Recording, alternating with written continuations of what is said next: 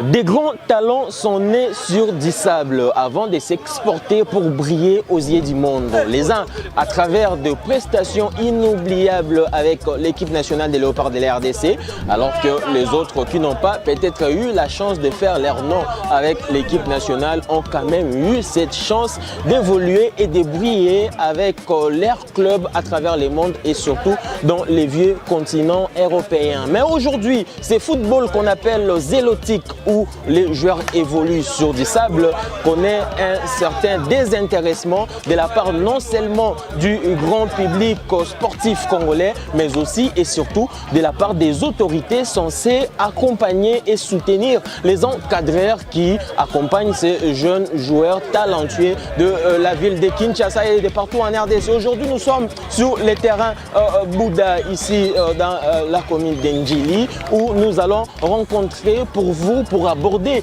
ces sujets, Maître Fiston Mwangue, qui est l'un des encadreurs qui s'y met pour essayer de donner une certaine formation à ces jeunes footballeurs très talentueux pour les aider dans cet accompagnement dans leur carrière. Alors, on va suivre Maître Fiston Mwangue qui va répondre à nos questions. Alors, merci vraiment d'abord pour cette opportunité de me recevoir sur votre plateforme Voz Congo. Moi, je suis Monsieur Fiston Mwangue. Je suis avocat de profession et acteur sportif. J'œuvre dans le milieu du sport selon différentes casquettes. Déjà d'abord, premièrement, je suis le directeur général de LG Sport Consulting Agency, qui est une agence qui travaille dans le secteur du marketing, dans le domaine du sport. Et à part ça, je suis aussi le fondateur de la structure Sport Sans Frontières. C'est une association qui œuvre pour la promotion des talents ainsi que la protection de droits sportifs. Alors, le terrain Bouddha, c'est l'un de nos sièges ou notre camp d'entraînement.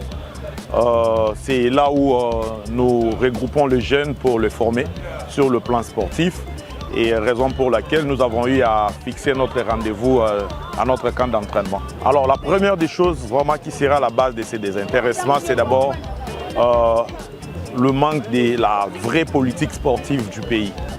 Au pays, on n'a pas une politique sportive. Pour preuve, il y a eu plusieurs assises qui ont été organisées par différents ministres qui sont passés.